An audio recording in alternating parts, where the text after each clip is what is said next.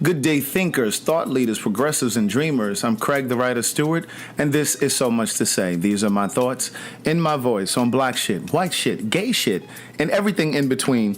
Today we are talking to my friend, activist, podcaster, writer, Ian Haddock, and I'm calling this podcast, Black Gay Men Saved My Life. He talks about prostitution, having sex with one of his teachers in high school that turned out to be HIV positive, and his journey as a black gay man in general, how the black community in some instances hurt him. So do me a favor and go ahead and hit the share button. Go ahead and share this with your friends, your family, your social media.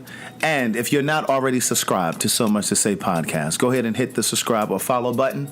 We're available for free in Apple Podcasts, SoundCloud, Spotify, Google Play, Stitcher, TuneIn, YouTube, wherever you listen to your podcast. And if you're interested in advertising with So Much to Say podcast, shoot me an email at somuchtosaypodcast@gmail.com.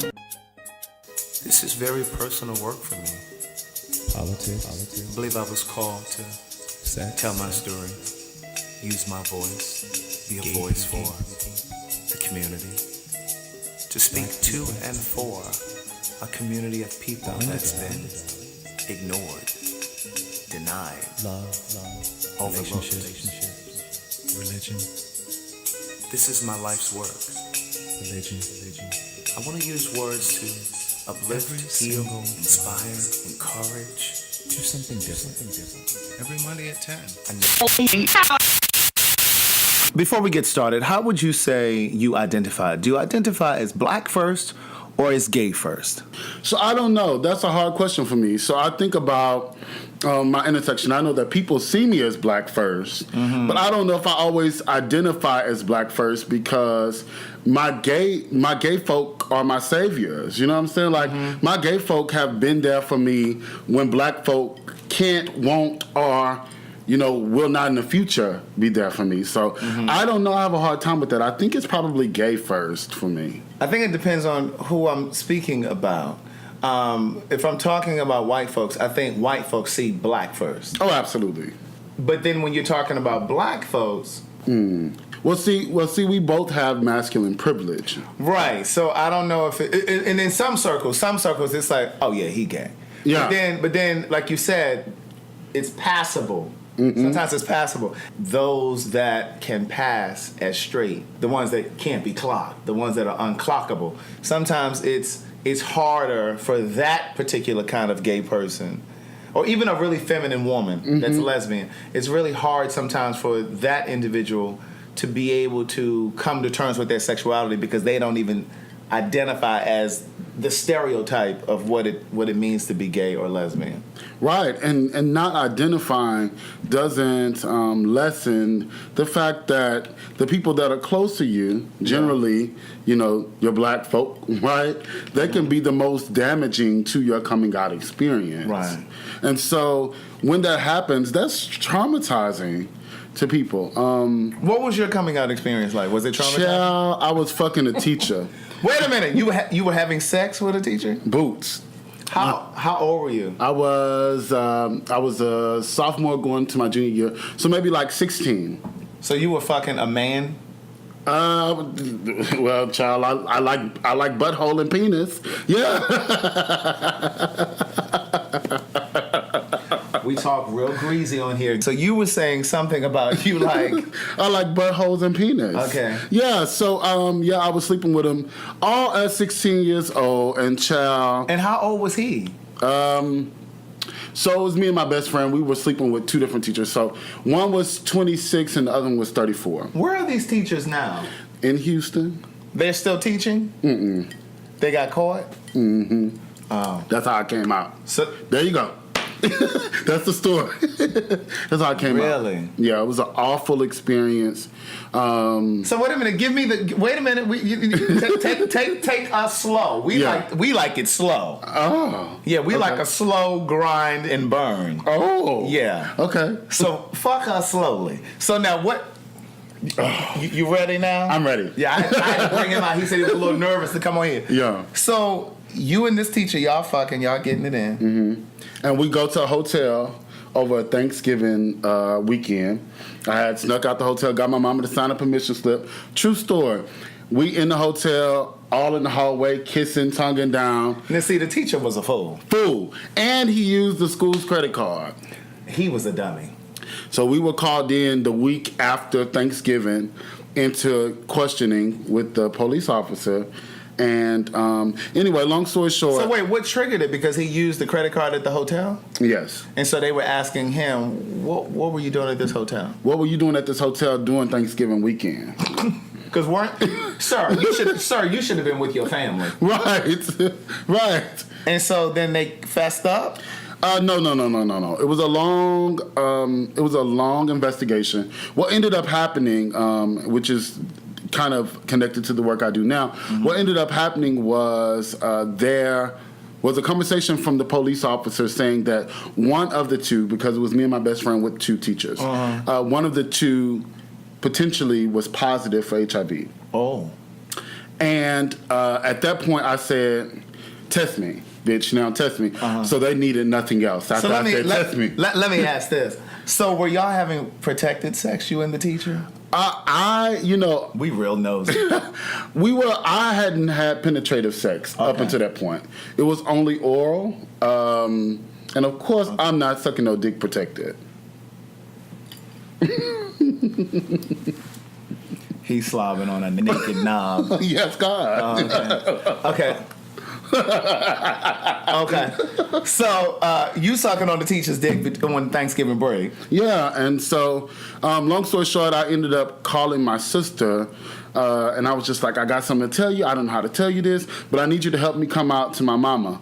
And anyway, we called my mama over, and I was crying, and I told her what was going on, and all my mama was like, you know, you gonna get over this, but I'm gonna whip that motherfucking teacher's ass. And that's how I came out. She thought I was going to get over it, but I didn't. So the teacher did go to jail? No. They just asked him to resign because we didn't officially confess. And so they gave him a choice to get fired and have charges pressed or just to resign. So was one of the teachers HIV positive? We don't know. We knew that at that moment, none of us had tested positive. Right. Yeah. Wow. So that's how it came out. So do you tell this story in either of your books? So neither one of my books right now are my life. They're both fictional. I am writing a collection of personal essays that I'm taking my time on this time. I write fiction really, really good because I have a very sordid past. So it's easy to come up with these funny stories. Tell them the name of your books. Practice Boy by Ian Haddock and Dope Boy, which is the prequel to Practice Boy. They're both fictional stories about a young man finding his way in his sexuality, much like my nasty ass coming out story. You can get them on Amazon. Let me not forget that, bitch.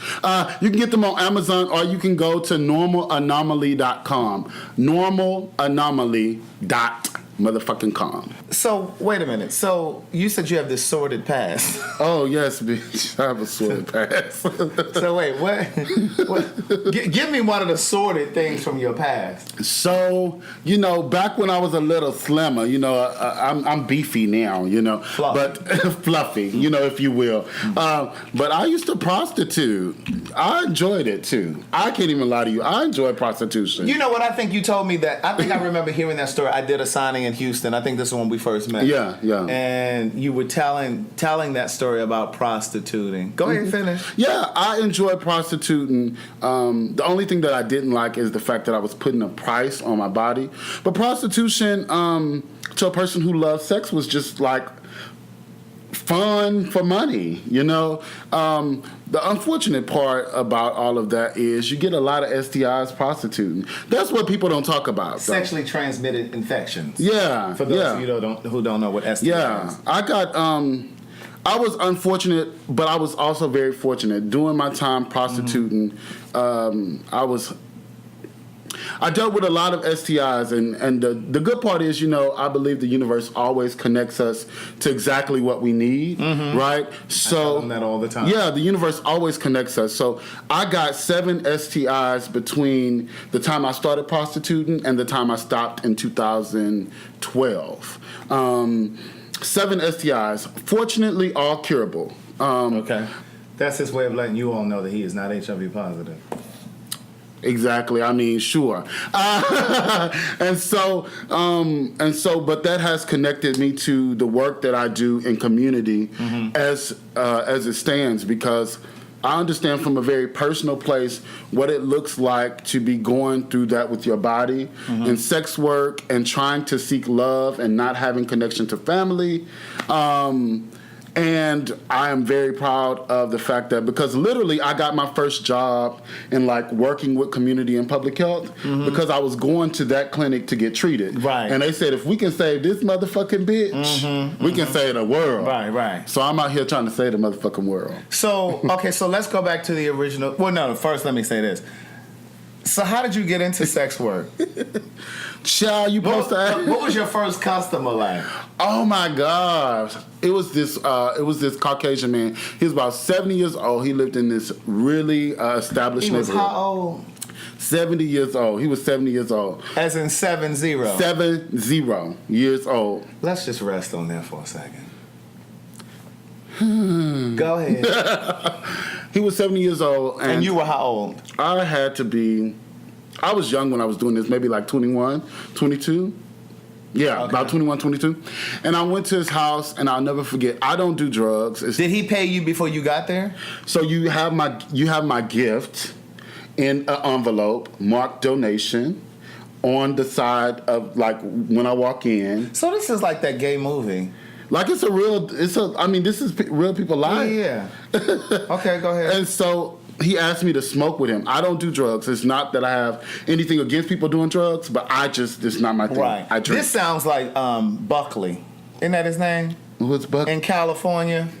Ed yes. Buckley. Oh yes, he deserves A to be white in jail. guy, older guy. What is he? Congress? He was just a Something with political figure. Yeah. In the Democratic He had a lot of Party. power. He had a lot of power, and he was getting the young gay boys out in California. They're destitute. Yeah. And Jamel, what was the boy's last name? Wallace. Jamel. Is that I his think name? it's Wallace. Jamel Wallace was a boy from New Orleans, and he had moved out there, and he was struggling. And this guy, Ed Buckley, The higher you got, the more turned on would he get got. these guys high. He was injecting them, allegedly. Yeah. Injecting them with drugs and stuff, and then he was like wanted to get them naked and stuff. Yeah. So go ahead. So I went to his house, and like I said, I don't do drugs. So I'm talking about that not to say anything bad about drugs, Right. but more to speak about the fact that I have no tolerance to drugs. Right. I can drink this straight, but I cannot deal Right. with drugs. Right.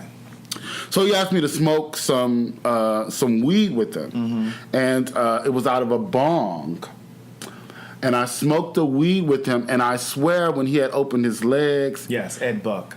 yes, I swear when he had opened his legs, I was like eating his butt. Wait a minute, you what? I was eating his butt. That's what you do. That's what you get paid for. If you're a housekeeper, you clean up shit. If you're a prostitute, you eat butt of 70-year-old men. You got to do what you got to do. So wait a minute. Wait a minute. So you were tossing salad. I was eating the man butt. And I swear he said, "You like this little nigga?" And I said, hold on.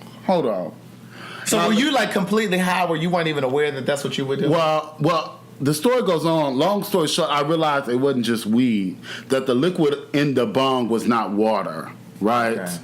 And I found myself, I couldn't drive, so I threw on my clothes. I barely got the little money that I could remember, and I found myself running like 5 miles home. And I was just like, God, if I can get home and go to sleep, I'll never prostitute again. So that was the last time? No, that was actually my first experience prostituting, and I did it for 3 years. So you said to God, if you can get me home, I won't ever do this again. And then you went on and did it for 3 years. For 3 years, and then the last time it was a serious situation. I was raped, and that was why I actually stopped. You got raped? Yeah, this prostitution is no joke. By one person? By one person, yes. I did a podcast called Gay Rape. Mm-hmm. I did one, and it's a real thing, and and not even just in the realm of prostitution. A lot of people aren't aware. A lot of people outside of the gay community aren't aware that domestic violence happens in gay relationships, and 50% of gay relationships. I talked about that the last slide. Yeah. And gay rape happens. Mm-hmm. So going back to what you were saying about the whole, he put something in the liquid that was in the bong. again, it reminds me of this whole Ed Buck thing. Yeah. Because part of the reason why this guy, Ed Buck, has not been prosecuted out there in California is because he is a White gay man. And he donates a lot of money to the Democratic Party. Yeah. To the Democratic Party. And black folks still have issues with gayness. Mm-hmm. So they're not really interested in having him prosecuted. Right.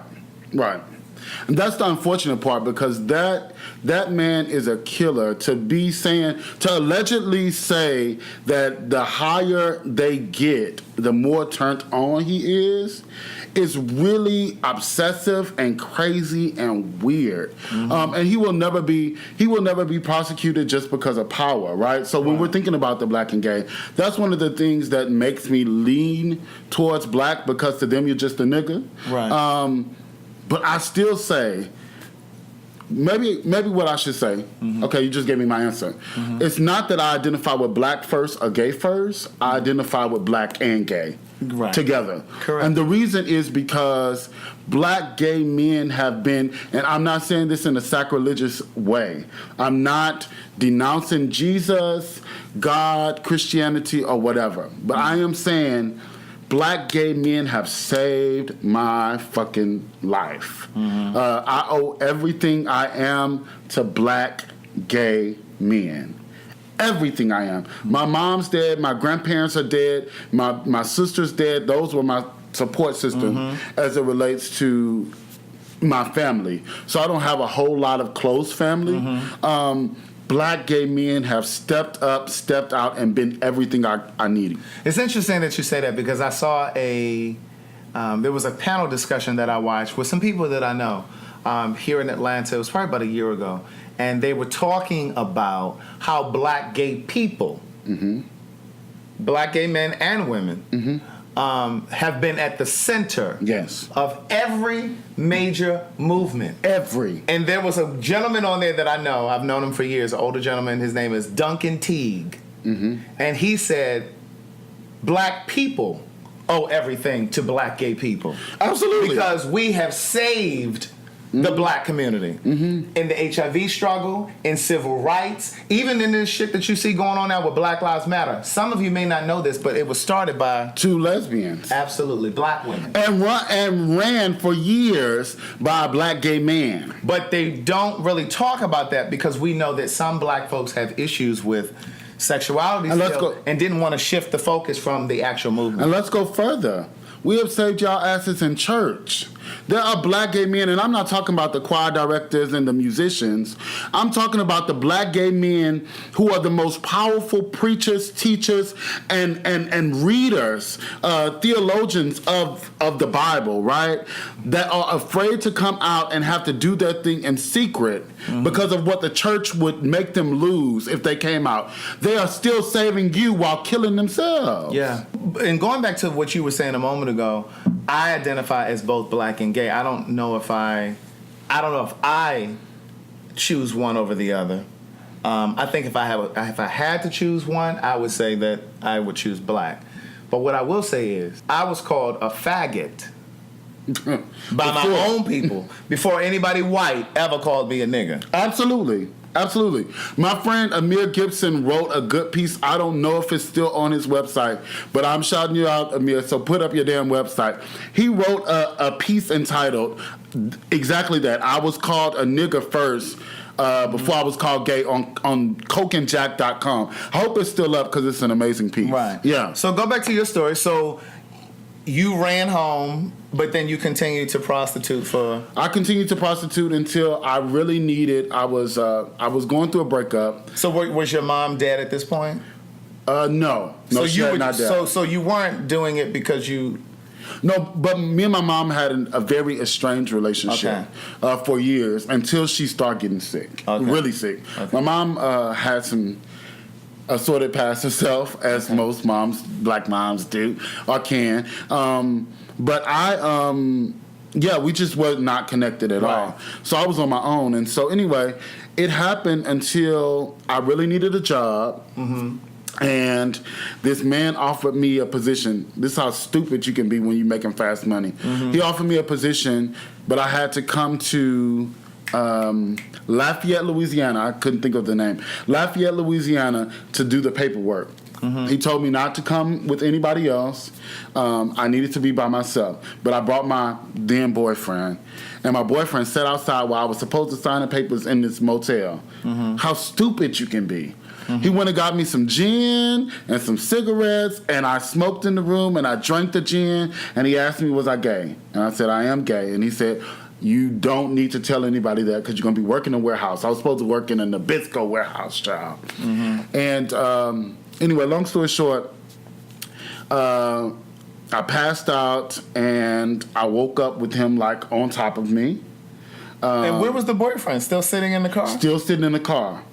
Because I couldn't have anybody with me. I was trying to get a job. At that point, the money that they were offering me, I had never made consistently in my life. So do you know how much time had elapsed? Oh, no, it was not like a whole lot of time. Like, we probably got there like 3, and this was maybe, it was too much time to be sitting outside, but it was like 7:30. He sat in the car for 4 hours and never thought to come knock on the door? Because the thing is, he thought I was finally getting my break. For 4 hours? Okay, so I'm going to tell you how much it was. I'm embarrassed to say because this is embarrassing now that I'm 30, and this would be embarrassing. But this bitch they was supposed to give me $16 an hour. I thought I was making some money, bitch. So you were trying to get I was trying to get my change. So he didn't come in to knock on the door to see what happened. So you wake up, and this man is on top of you. This man is on top of me. Penetrating you? No. He's just on top of me like, Grinding. And he's older. Most of my clients were older. And long story short, we went through it. He ended up saying that, I'll pay you up front in terms of, like, give you a check so you can get clothes, as long as you don't say nothing. The check didn't go through. And I went home, and it was the worst. He actually sent the video to my mama, no lie. He recorded it.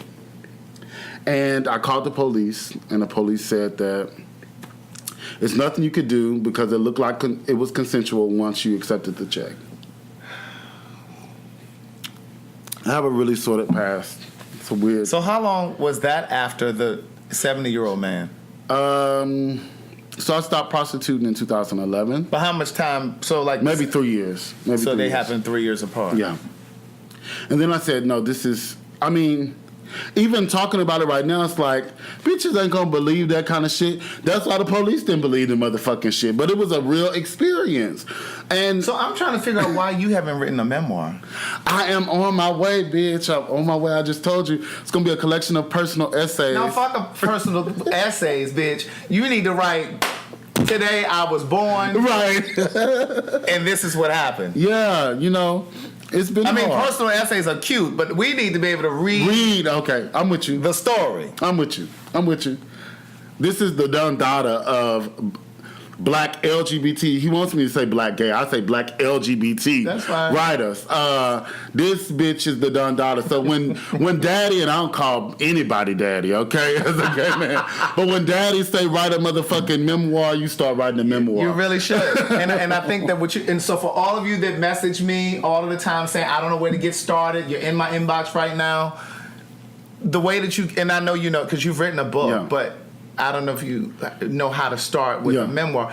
Outline the stories. You need to write down the stories that are important. Yeah. The story with the 70-year-old man needs to be in there. The story with this man with this job, that needs to be in there. And then, whatever. I think the story you told me in Houston when I first met you about the abusive relationship. Yeah. So then you need to go ahead and start outlining. And what you do is you fill in the gaps. You tell the stories that lead up to that. Yeah. And then you tell the stories that happen behind that. Oh, I read your books. I know how to. I've read enough. and the key is, here's the key. The key is you only include in the book the things that are going to be interesting to the reader. Yeah.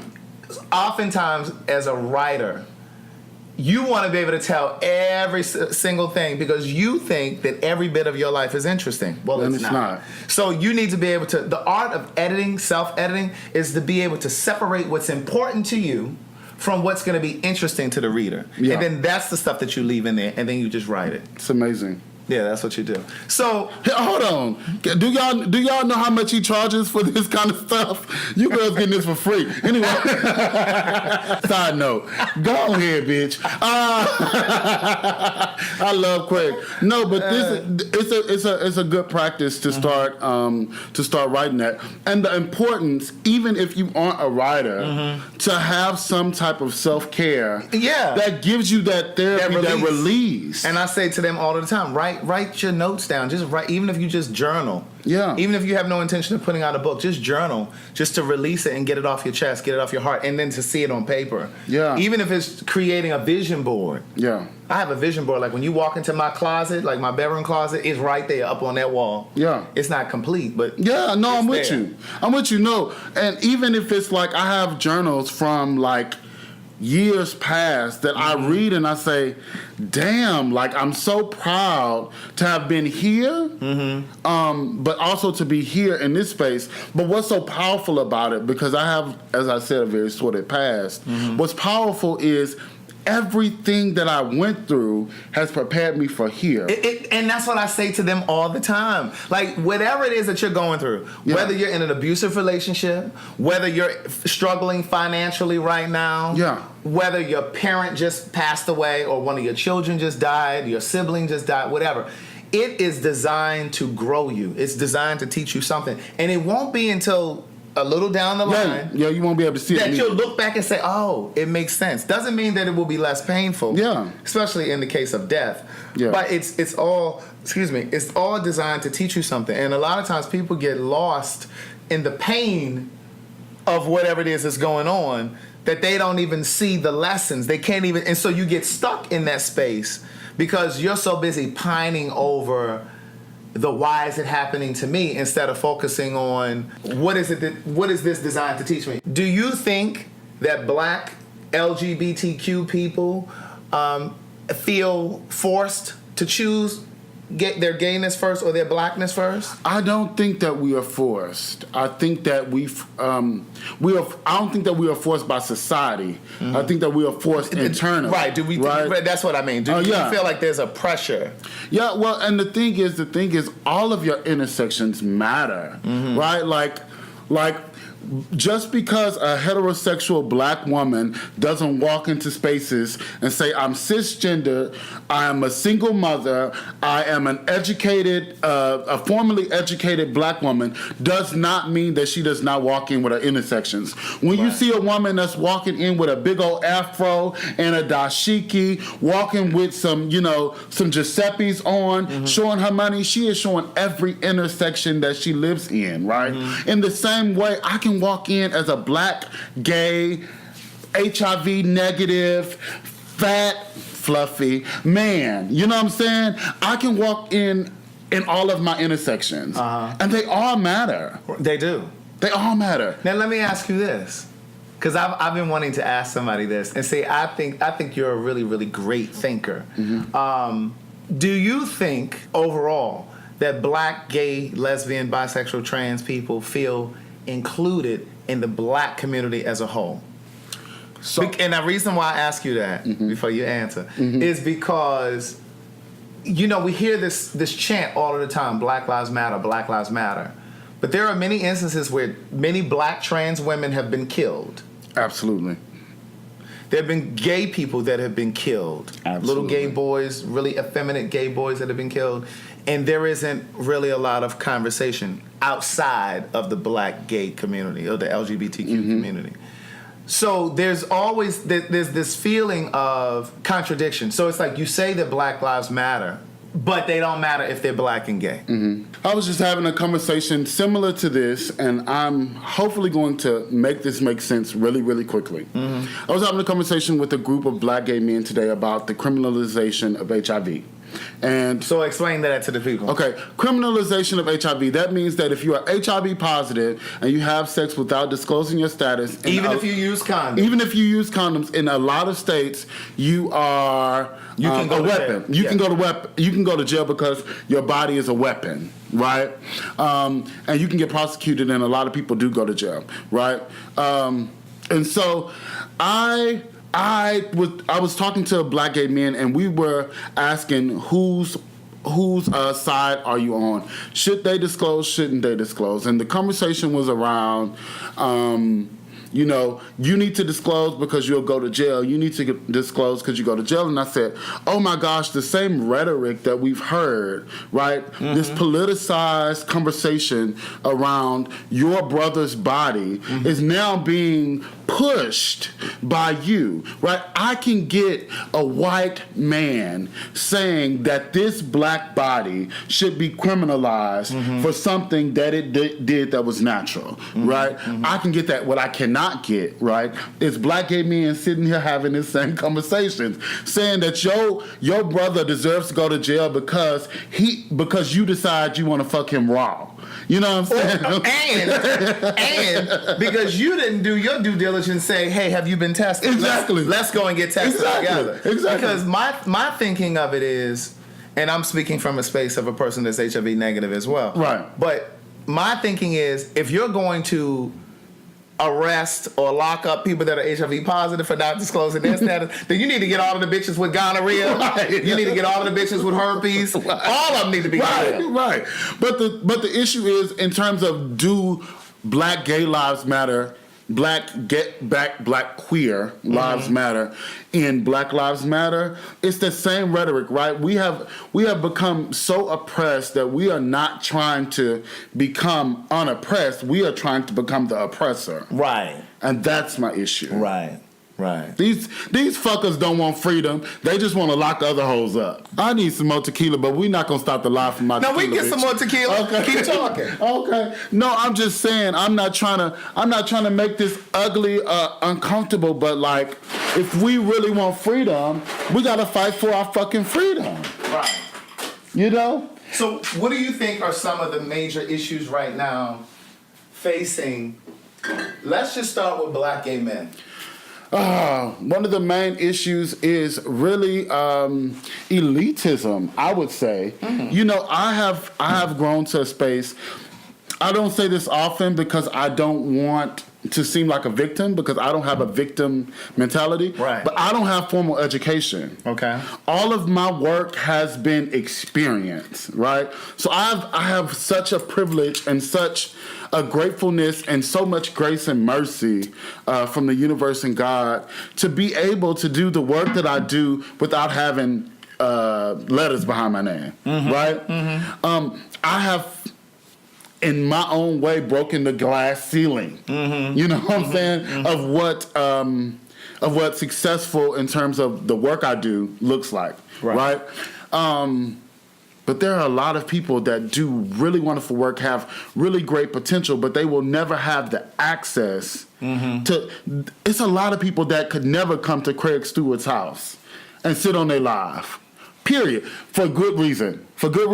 But I'm saying, in other ways, there are people that are as brilliant as I am, that are as great mentees as I am, that will never have access, not because you won't let them, but because they can't know you. And I don't like that. What do you mean because they can't know me? Expound on that. They will never come to. I met him at a symposium. I was an author, but I was in the audience supporting the symposium.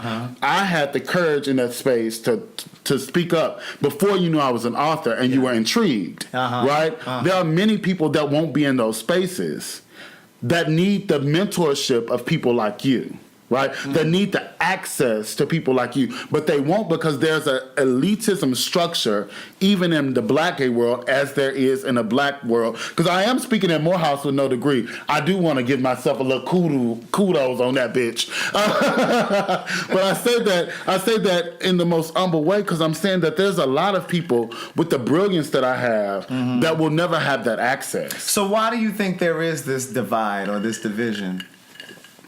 Because we don't want freedom. We want to be oppressors. We want to be in control. So you're saying even within the gay community, yes, there's this desire to be oppressors. Yes. These bitches want to be in control, sis. Somebody say yeah because I send them to the P.O. box. I just, that's for protection, but he did just tell me that. I just told him that. But listen, that's a really good point. And one of the things that I've noticed over the years, even from like when I first came out, and I had elders, so to speak, like when I was 22 and these guys were in their 30s. I remember feeling like there weren't any examples of black gay relationships in the community. I didn't see any visible ones. Right. Because it's almost like when black men partner, they leave the scene. You don't see them. They start to have these private parties, and you just don't see them. And so the kids coming behind that generation, they don't know if it's possible. They don't, because we still don't see it in media the way that we need to see it. Because whenever you see a television show where there's a black gay person, he's with a white man. He's partnered with a white guy or a Hispanic guy. And see, I wasn't doing live videos during this time, but when Empire first came on, one of my biggest issues with that show was, now how you gonna have this black ass show, right? And the one black guy on there that's gay, he got a Hispanic boyfriend. And no issues against the Hispanic community. Yeah. But what I'm saying is we need a demonstration. And I want you to be clear. That when it comes to disparities, especially health disparities related to black gay men, and I'm about to tie this together because you just gave me a sickening point.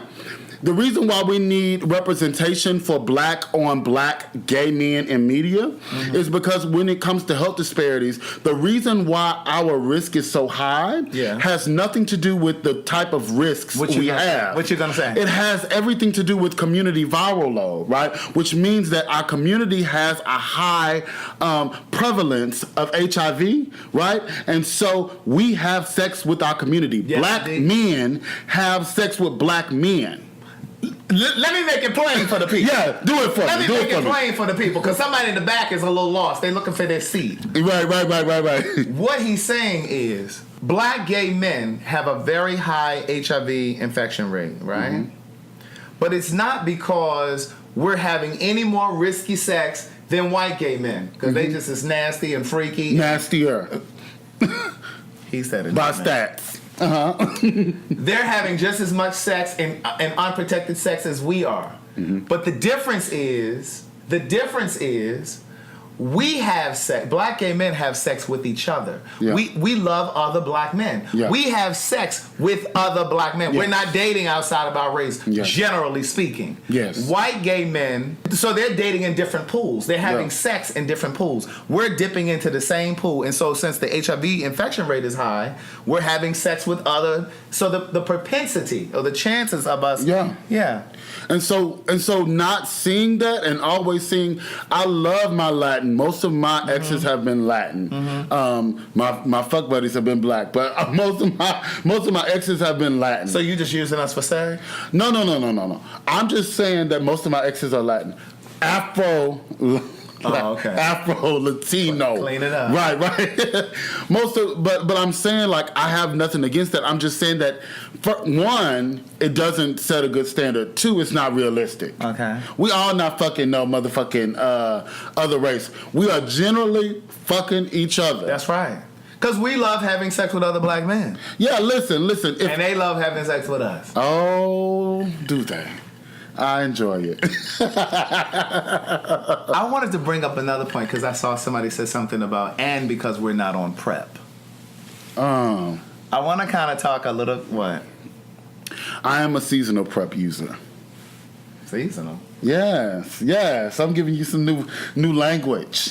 I'm giving you some new language. Let me explain, because I know we have a lot of women on here and people that are not within the gay community or LGBTQ community. You want to explain PrEP, or you want me to explain? You can explain it. You're the guest. Go ahead. Okay. It's Truvada. Go ahead. Yes. So PrEP stands for pre-exposure prophylaxis. It's basically like a birth control for HIV, right? You take the pill once a day. Depending on what type of sex you're having, it has a different time period in which it's the most effective. But if you take the pill every day, you have generally between a 92 and a 96% rate of prevention from HIV. If you're exposed to the virus. Exactly. Now, PrEP is an HIV drug called Truvada. Yes. Okay? So again, as he said, it's a pill that only HIV negative people can use. Yes. You have to be HIV negative. I'm different. I don't trust it. And I'm going to explain to you why. Okay. And look, you know Dr. David Malbranch? Oh, I do. He was supposed to present Where's You, David? Doctor. Dr. David Malbranch was on my podcast some time ago. I did a podcast. I did one with him and another gentleman. The gentleman that was on the podcast wanted to remain anonymous, and he said that he would never date someone HIV positive again. He had done it before. In fact, he was married to a guy that was HIV positive. But he said on this particular podcast, after you've been in a relationship with someone and you've experienced a broken condom, you just don't want, he just didn't want to take the chance any longer, is what he said. The reason why I wanted him on the podcast, because again, as a person that's HIV negative, I have sat in spaces where people have been made to feel, when they say, I don't want to date somebody HIV positive, they've been made to feel, oh, you're ignorant. Yeah. You just don't know enough about the virus. And da-da-da.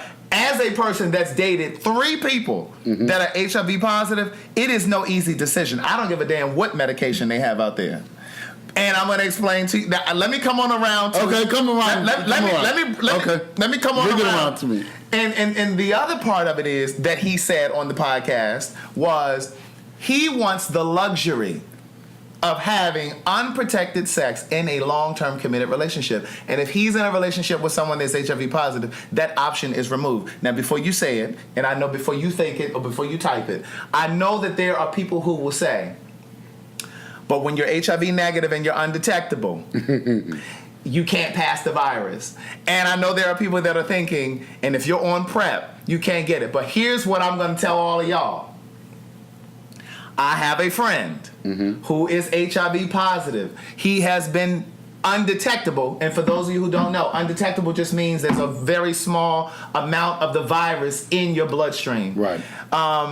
He's been undetectable for many, many years, probably 10. Okay. His mom died. He took on a new job. I'm not going to tell you what his job is, but he took on a new job. Well, he talks about his status, but that's not important. Yeah. He took on a new job, and it was a very stressful time for him. And now he is detectable again. Absolutely. And so to the people who say, well, if you're with someone that's undetectable and you're on PrEP, you should be fine. But my thing is, all I kept thinking was, what if I was in a relationship with somebody or having a sexual relationship with somebody who was undetectable? And we're not having sex with condoms. And yeah, I'm on PrEP, right? This is just a hypothetical.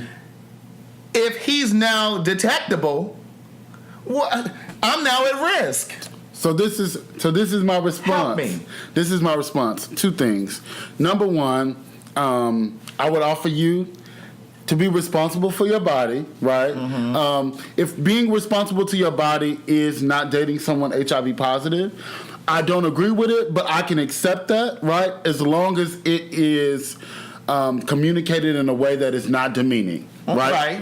That's the first thing. The second thing is, although you are fine, you are one of the most attractive older guys I ever met. You are in a different generation than I. Right. In my generation, he tried it with that old guy. Go ahead. In my generation and the generation after me, because I'm aging out of the young generation too. In my generation, we are not having sex to be in a relationship.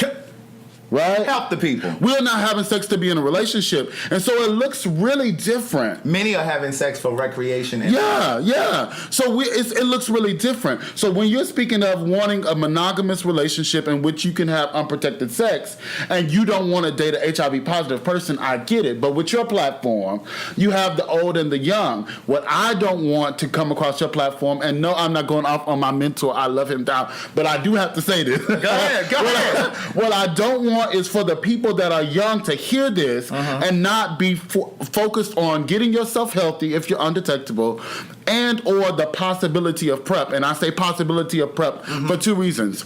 Because this is what we must understand about PrEP, right? It only protects us. Let me write down my notes. It only protects us from HIV. But I want us to be really clear, right? It doesn't protect you from syphilis and anything else. But let me tell you something. If you are not being responsible with your body, what you are really saying is, I'm going to fuck raw if. Right? Wouldn't it be powerful if one of those ifs were taken out? Because if is a small word with a big meaning. If the person is not HIV positive, then I will fuck raw. Why not take that out? and pop a pill. Okay, so here's to your point. Now, I wasn't saying that about. I was giving you what the guy on the podcast said. But somebody asked a question in here. No, my friend that's HIV positive that was undetectable became detectable because I didn't of the stress.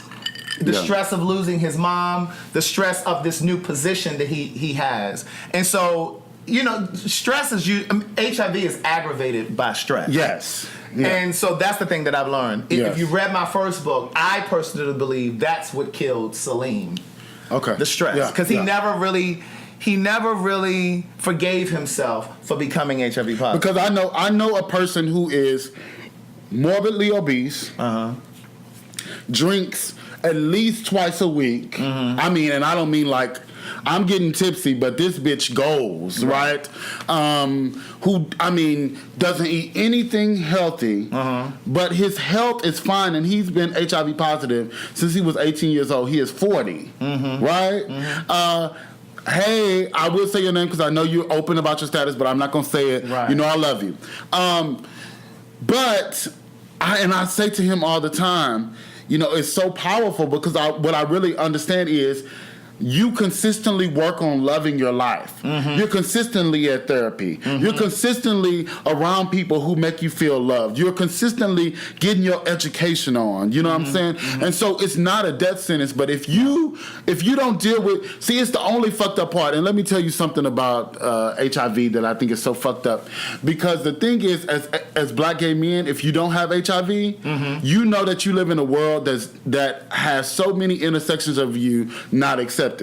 When you're HIV positive, not only are you not accepted, but being unaccepted affects your health. Absolutely. You know what I'm saying? Absolutely. And so you're fucked. Right. But we as people, both black and queer, we don't do what we need to do so that they don't have the burden. The burden, it is a burden. Do you know how it must feel to come into a space and to find someone attractive and to find that this relationship may work and then have to disclose every single time and get turned down? It don't matter. I know bitches with doctorates. I know bitches who are in the top 1%. I know bitches with houses and cars that are HIV positive that are scared to disclose because none of that fucking matters. None of it matters. And let me just clarify because I saw somebody ask a question. Again, I just want to massage this point because I want you to be clear. My friend who was undetectable became detectable because of the stress of his mom dying and a new job. Yes, he can become undetectable again. Yes. The point that I'm making is stress. We have to be careful with. I know that the information that's out there now is if a person is HIV positive but they're undetectable, they cannot pass the virus.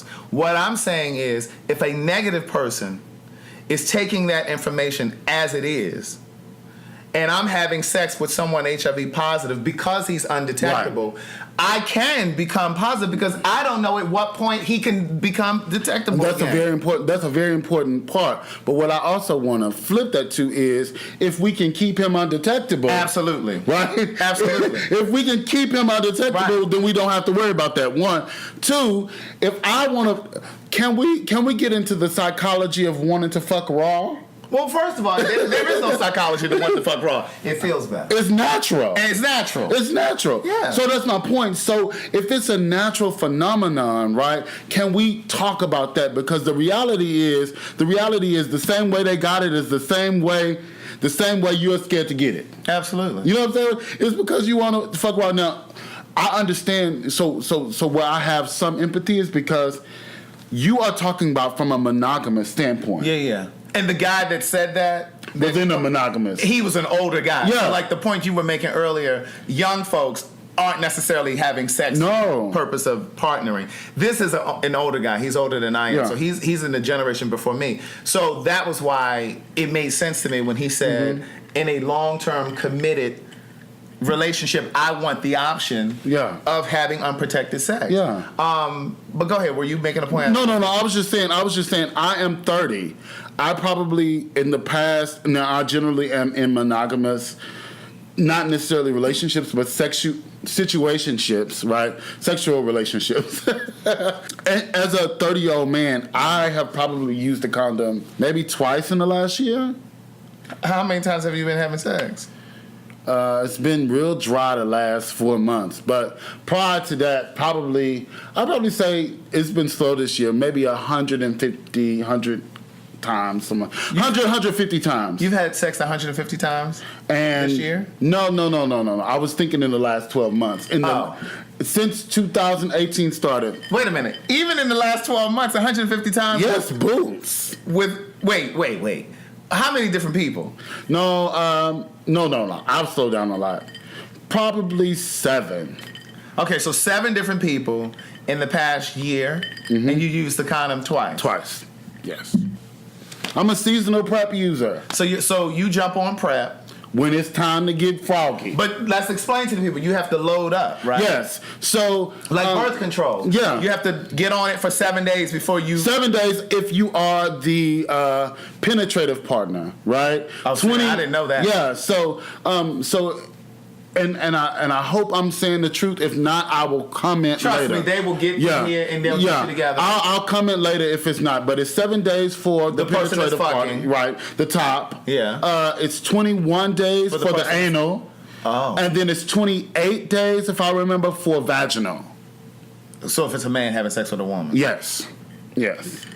I didn't know they had all those parameters. Now, let me tell you my concern with PrEP, because I still have issues with PrEP. And again, I do recognize that there is a need for something. Because going back to what we just said a moment ago, it's natural to have sex without a condom. And you live in Atlanta, Sid. We're gonna come back to that, because y'all gonna start trying to get Atlanta together. Let me come back. I gotta get my notes. Okay. Now, here's my issue with PrEP.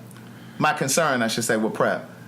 First of all, it's still very new. Yes. It's only about 5-7 years old. 2012, so 6 years old. Yeah. So it's 6 years old.